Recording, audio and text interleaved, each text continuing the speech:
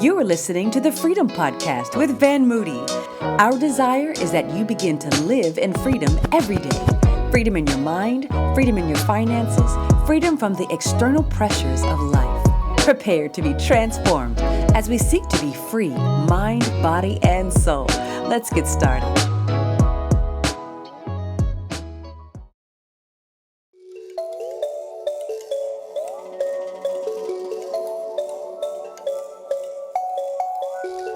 Hi friends, welcome to another episode of the Fellowship. On today's episode, we're going to tackle the difficult topic of manhood and racism.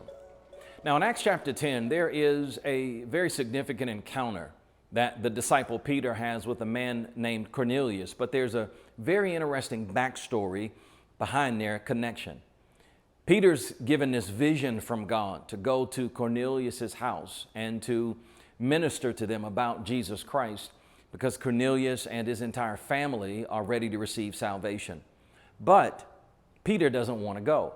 He doesn't want to go, doesn't in fact want to have anything to do with Cornelius, because Cornelius and his family are Gentiles and Peter is a Jew.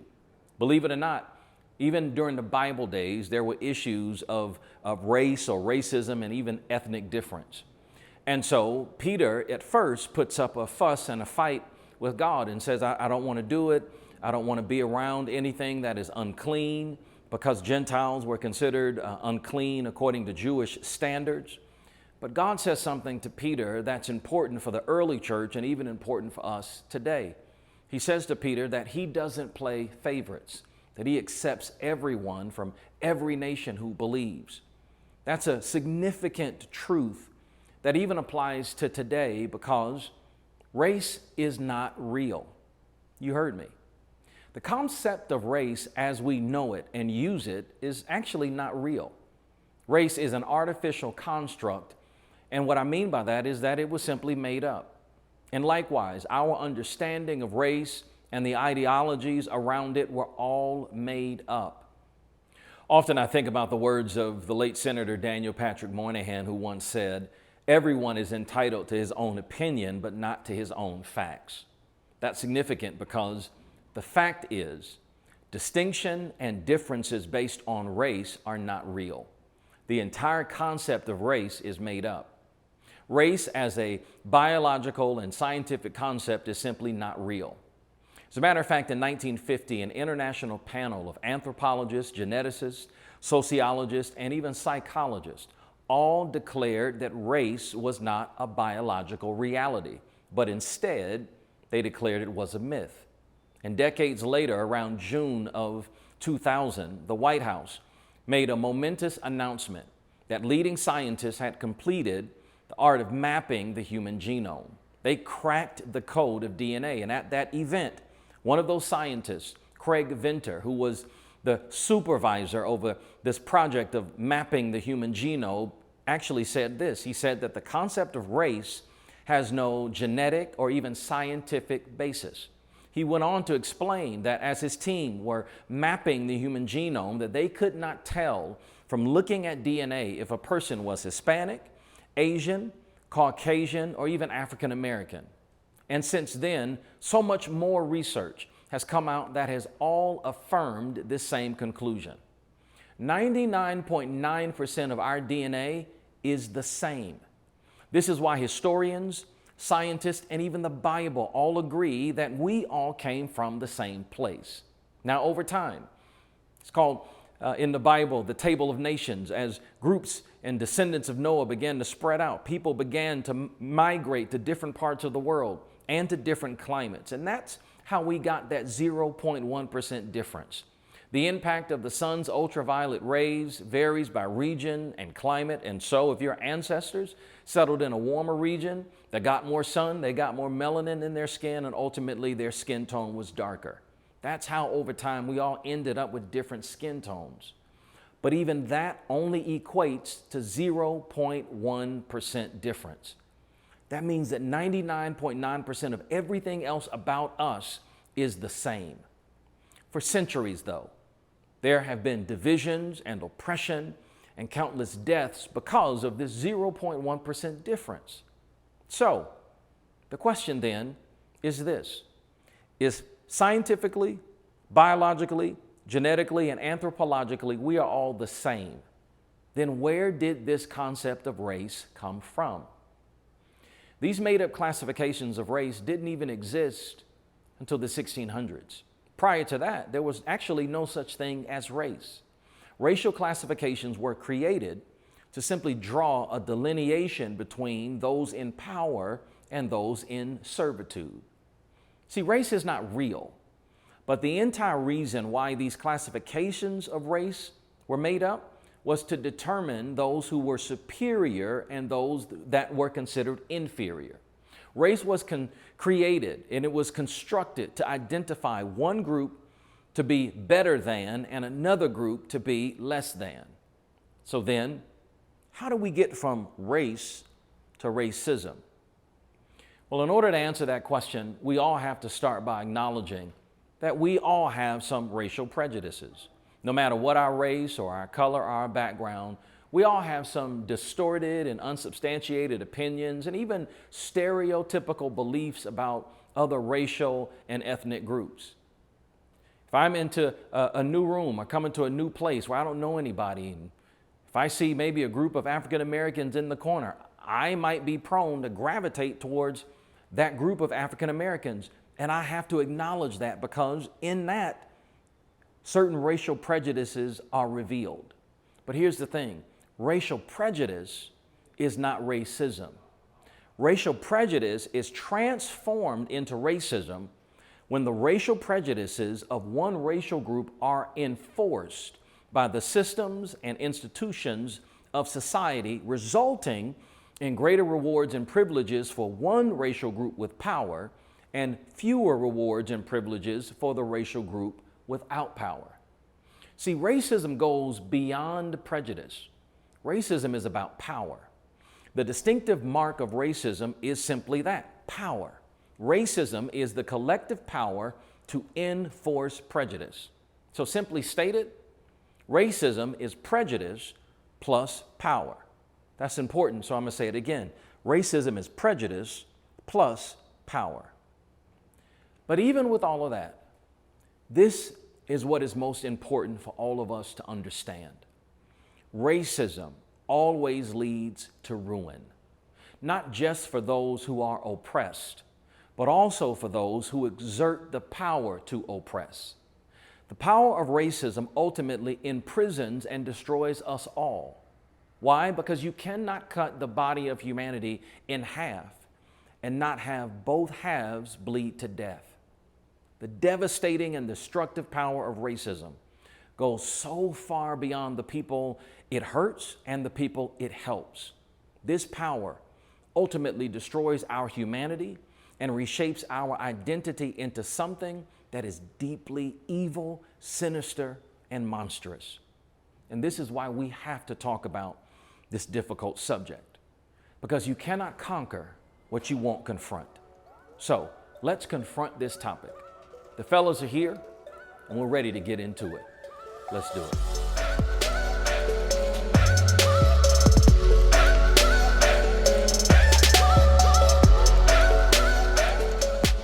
All right, fellas, this is a big topic, and I know all of us have been personally impacted by this, particularly as African American men.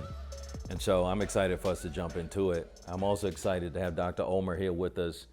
Now, Dr. Ulmer is, I think, really important that you're here for a number of reasons. You've written an incredible book called Walls Can Fall, and you tackle this whole subject of racism and racial reconciliation.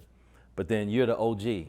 And so I think, but I think about the fact that people have said that the times we're living in are very much like a reboot of the 1960s.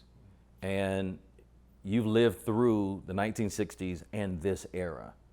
And so when you start talking about, as an African American man, the impact of race and racism, what has that been like for you? You know, I think there's a similarity, but from my perspective, there's a major difference, and that is, in the 60s, black and white, you know, I got that, and you know, I remember driving here. Wow. Wow. From East St. Louis to here, every other summer. My dad was from here, from Cahawa, and grew up here. My relatives on 6th Avenue North. Wow. So, but I remember driving down here in the summer, and I remember my sister got locked in a bathroom in Kentucky that said white only, and I remember the white man freaking out, trying to get her out of there for some white people came and saw a nigga coming out of the. Can I say that on this? Yeah, you can say it. You can say it. That's what they said. but I have this memory in my mind of my sister getting locked in this bathroom at a service station, and the frantic response and fear of this white guy who owned it, trying to get her out of there before some white people came and watched her and saw this little black girl coming out. But then it was black and white. It was I've seen the black only, the colored and the white drinking fountains. I've seen all that. But it was black, white, black and white. What gets me now is the division among the white folks. Political lines and liberal and even in the church. Yeah. So I think there are more divisions now, broadly still black and white racially, but it's jacked up now, And I think the thing that pains me more is that the church is more obviously, I'm sure it was then, but it's more obviously divided now. I don't even know what evangelical means anymore. Wow. Yeah. I don't know what that word means anymore. But I think having come through it, the generation that you guys are now having, the generation that's coming along, it's a new crowd, man. It's a new crowd, and I think there's a critical eye that not only questions authority and all that, but it says, where are y'all? Where's the church? Where y'all been? Where have you been? And how did you contribute to this? How were you not involved in the conversations? And when you were involved, what did you say? And I think we didn't ask those kind of questions. So we went to our church on our side of town, and they went to church on their side of town, and usually never the twain shall meet. I went to a predominantly white high school, and so that was kind of my interest there. But I remember my high school counselor. I wanted to go to the University of Illinois, and my high school counselor said, "You can't go there."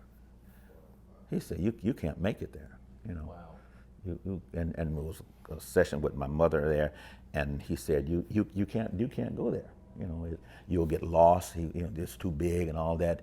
And my mother said, hit the table, said, "Stop telling him that. He can go anywhere he wants to go. You don't tell him where to go." And so I think to see the shift of how much has changed and how much has not changed is an interesting perspective that I have now. Yeah, it's funny. It's funny to hear that story because when I think about how I've been impacted as a black man trying to navigate the space of race, because my mother was very much, she's going to create opportunities. She's going to challenge me to have the best exposure and experience. But every step along the way, racism was right there. I remember particular stories like when I was in 5th grade, my mother's company, she worked for AT&T, and they relocated her to Houston, Texas, and we lived in Houston for a couple of years. And I remember that we were the only black family in an all-white neighborhood. And I remember that my next door neighbor was my friend. I thought his name was Evan. And we used to play while, first couple of weeks when I was there, found a friend and we'd play together. But I remember one time I came home and I went to Evan's house right next door and knocked on the door to see if he could play. And he opened the door and spat on me and said, "I can't play with you no more." I vividly remember that. And then I remember when I went to DePaul University, at the time there were very few African Americans, and everybody that was white thought that the only reason you were there is because they were doing this push for multiculturalism, or that you played a sport. Yeah, and I remember that one of the registrars said something very similar to your counselor to me when I was, making sure that I had all my classes and stuff lined up, and she just said, "You can't make it here." She said, "I don't think you have what it takes to even be here, and you're not going to make it." And so I could tell stories after stories after stories, but it's been right there in my face. And I mean, I'm sure all of us, have different stories from different parts of our walk, because all of you are from different industries. You have different levels of impact, but we've all struggled with it. I'm from Philadelphia, and most people watching us know this. But in Philadelphia, being from Philadelphia, two things were true. Black people are in charge, and it's a very segregated place. Wow. So it's interesting. So for it to be the city of brotherly love, the black people are here, the Hispanics are here, and generally when we talk about Hispanics, we talk about Puerto Ricans. Puerto Ricans are here. The Asian population is here.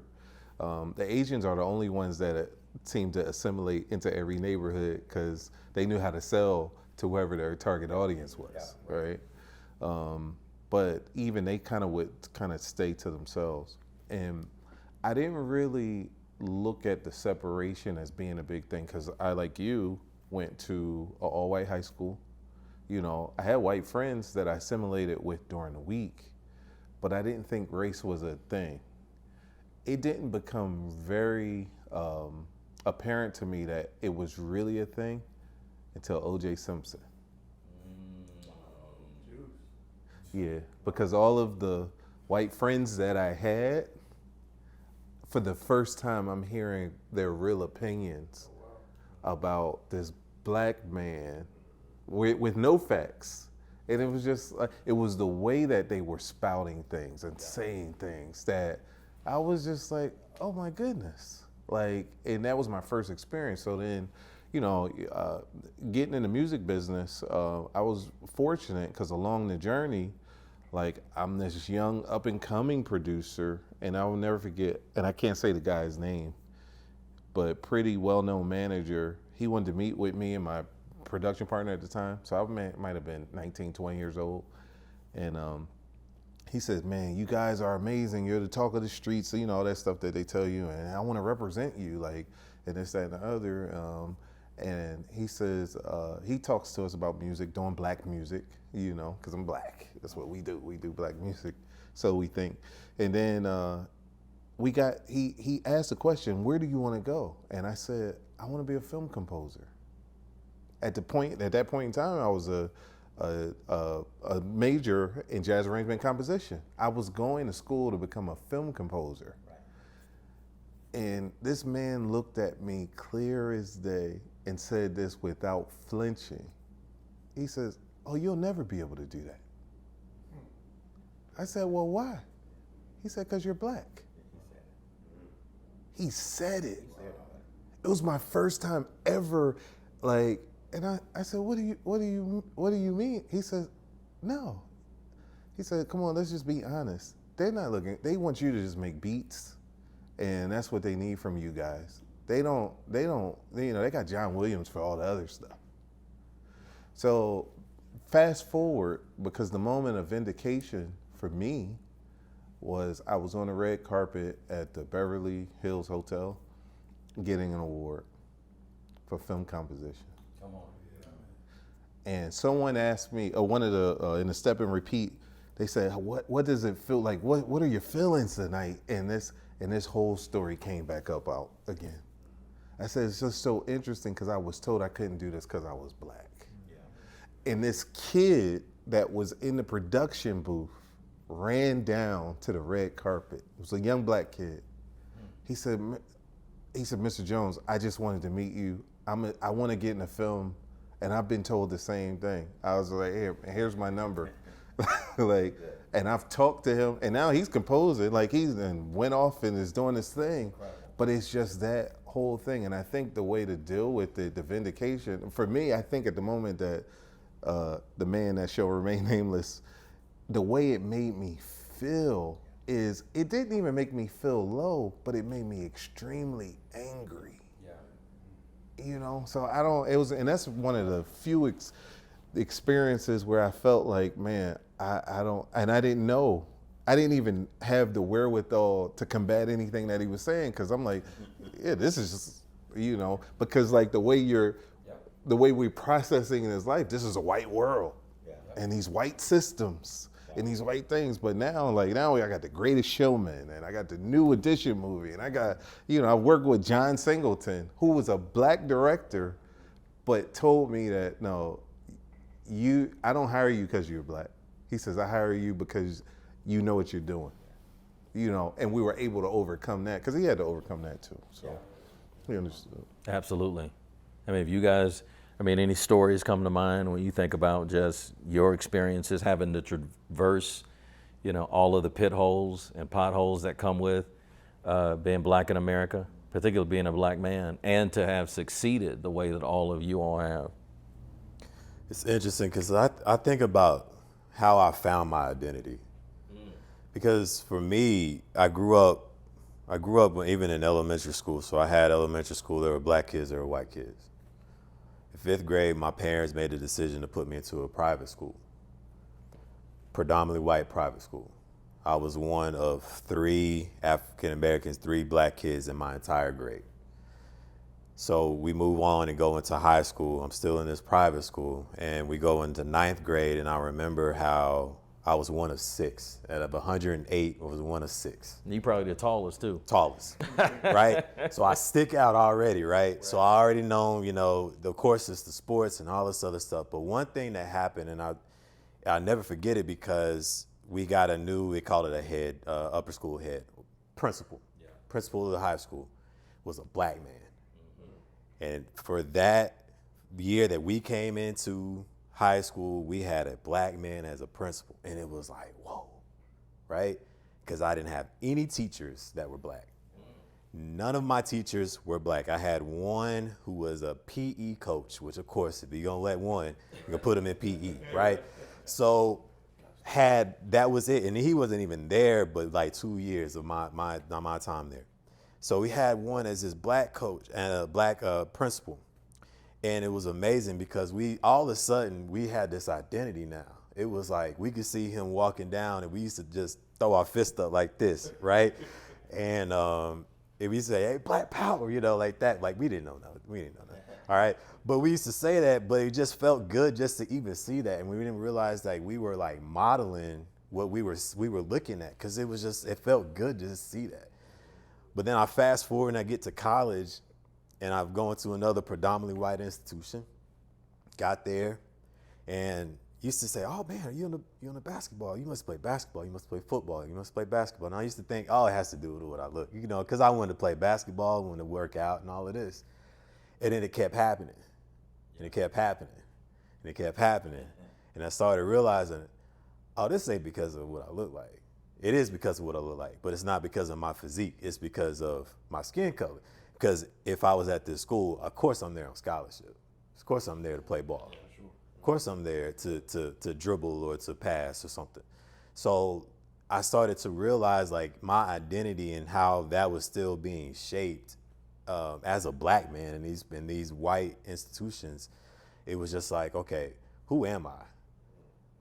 So I had to ask I really have to look at that and say, okay, you don't always feel black enough to be in this area. You definitely don't feel white enough to fit in this area. So then who are you?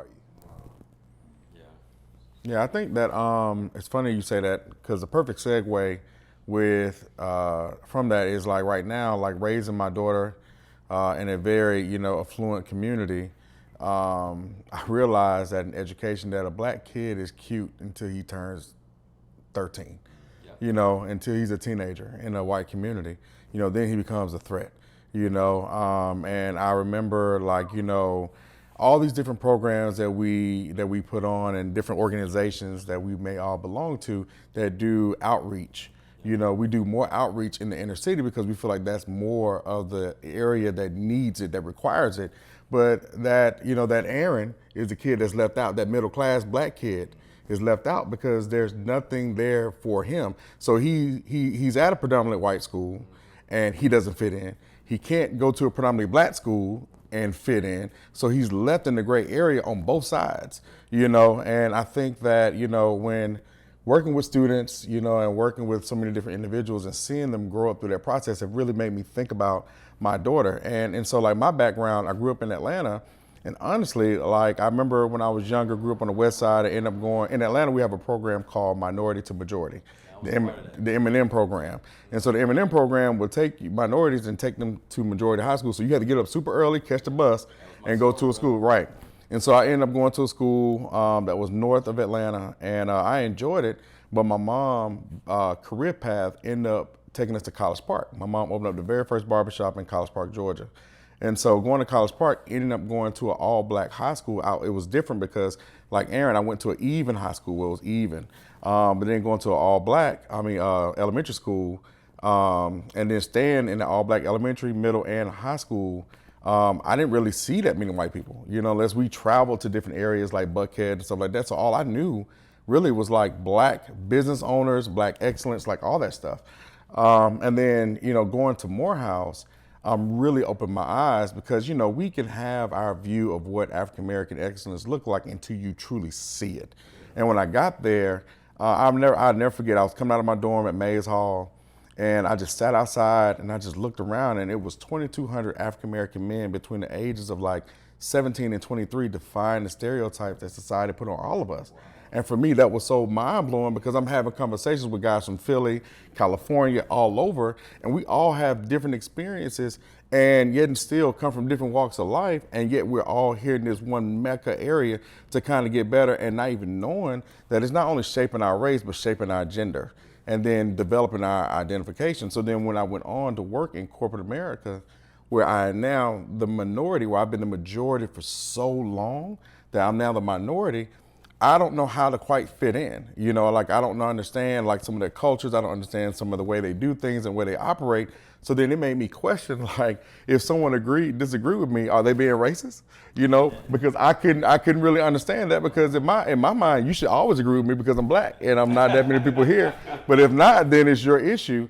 But then I realized that, you know, until this one moment where I actually had someone pinpoint me out, you know, I was in my office, and I'll never forget, and some documents came up missing, and they just assumed that it was me, you know, because it was on my floor, it was near my office, and I rarely ever tell this story. Like my wife don't even know this story, but like, you know, it was one of them situations where HR came in and they had security and everything, and I'm the only black person in this room, and I didn't have not one advocate around me in this corporation, and they're paying me all this money, and in my mind I'm thinking I'm doing well. And that's when I realized that money didn't define my success, access did, but then having advocacy, and I had no one to be an advocate, and I didn't understand that. And so I had to learn how to create my own voice and stand tall in it, you know, but most importantly, return that favor. And so now, you know, I am a true advocate, not only just for, you know, African Americans, but just individuals who feel like they don't have a voice in certain scenarios. And that may be that white kid who grew up in a black high school that doesn't have a voice, and vice versa, you know. So when I see a younger version of Aaron, you know, I want to wrap my arms around him, because what they just went through, their generation with our previous president, you know, that's going to shape their future and how they view different things. And race relations was so high that it's almost parallel, minus the visible lynchings, as Doc, you know. And it's hard watching my daughter, you know, grow up in this environment and having to always let her know that she's good enough and that she's great. Absolutely. And then, you know, that she's loved. I think it frightens me, and here again, this is the long view. One of the things that still frightens me is the reality of the assumptions. Like you said, it was just assumed that you, and I'm saying, you know, in these last and evil days, we've come this far. Surely give us the benefit of the doubt. You know, a couple of years ago, I was speaking at a conference in Dallas, and you know, Dr. So-and-so, I mean, it's me, you know. and they sent a limousine to pick me up, and the conference was at the Fairmont Hotel. Fairmont has like a Circle Drive, okay, and so the limousine drives up, and here I am, special guest, keynote speaking, everything, you know, and I get out of the limo, and they're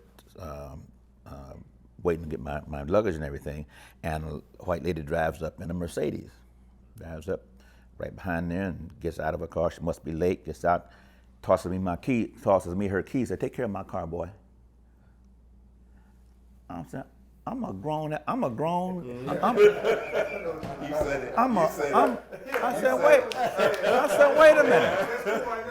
said, wait a minute. Wait. And so the bellman comes up and says, "Excuse me, ma'am." No, he doesn't say, "This is Dr. Ulmer." That heifer didn't care who I was. She just tossed me because she assumed that I was in the position and tossed me her keys, you know. I'm still looking for her. And it's almost like you have to, if you don't have that title in front of your name, you know, like people, like that's the only thing that justifies you. Had you just been Kenneth, she tossed them to me again. Again. Right? And I think that's one of the things that, again, on the long view, it's like, are we still doing that? Do we still have here? Are we still there? Yep. You know, did we ever get out of the groove? We're going around in circles. Here it is again, man. So I grew up here in Birmingham. You know, everybody looks at this as the hotbed of the civil rights movement, and for a lot of ways it was, but I'm the youngest in my generation. My mother was born in the 40s. My grandmother was born in the 20s. And so I grew up in a household where they made it really clear there's certain things you do and don't do.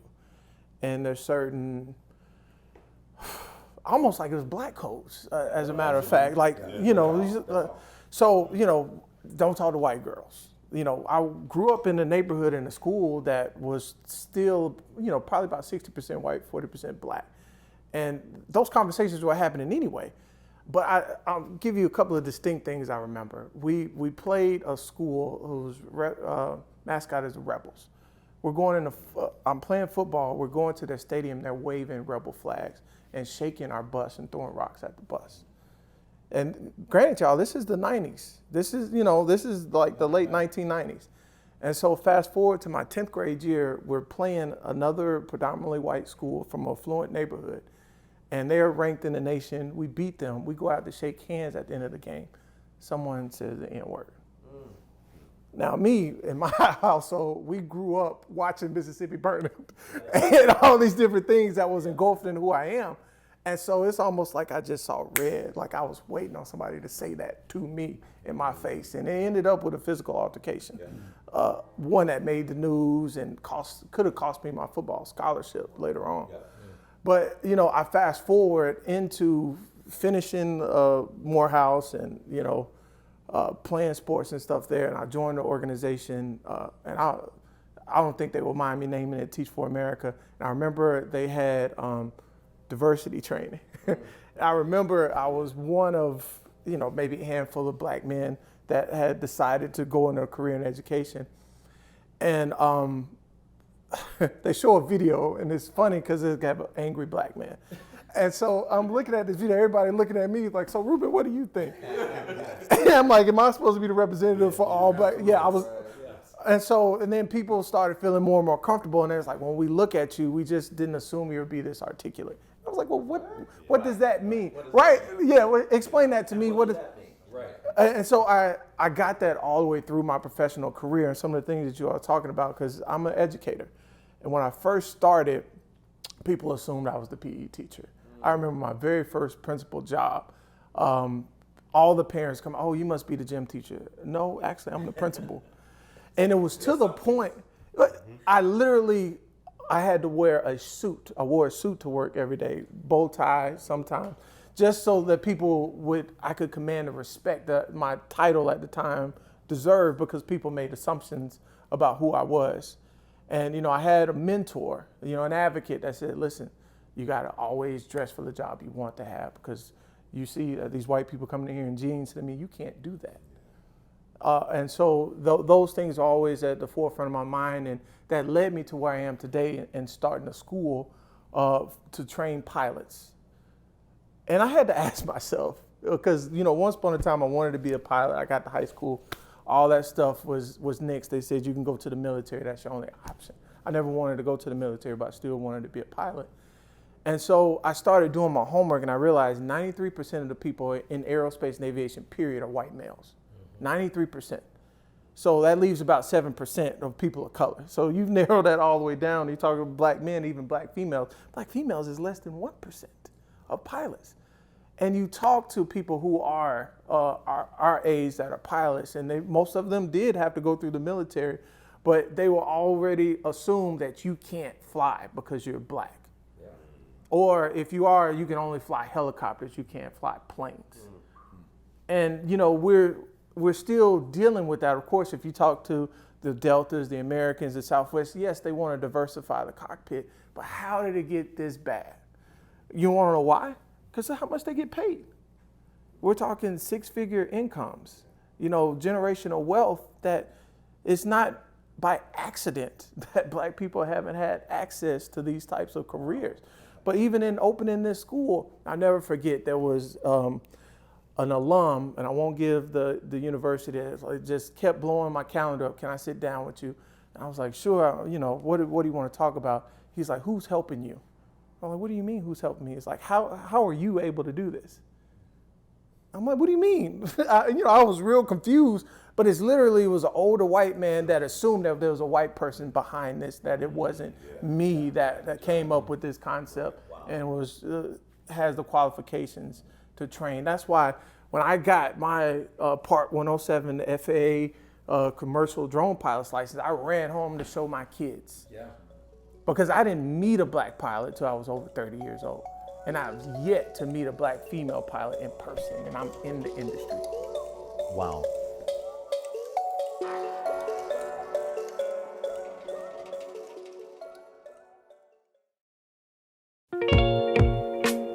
We hope you enjoyed today's episode of the Freedom Podcast. For a broader range of topics, go to Van Moody's YouTube page or visit twccc.org.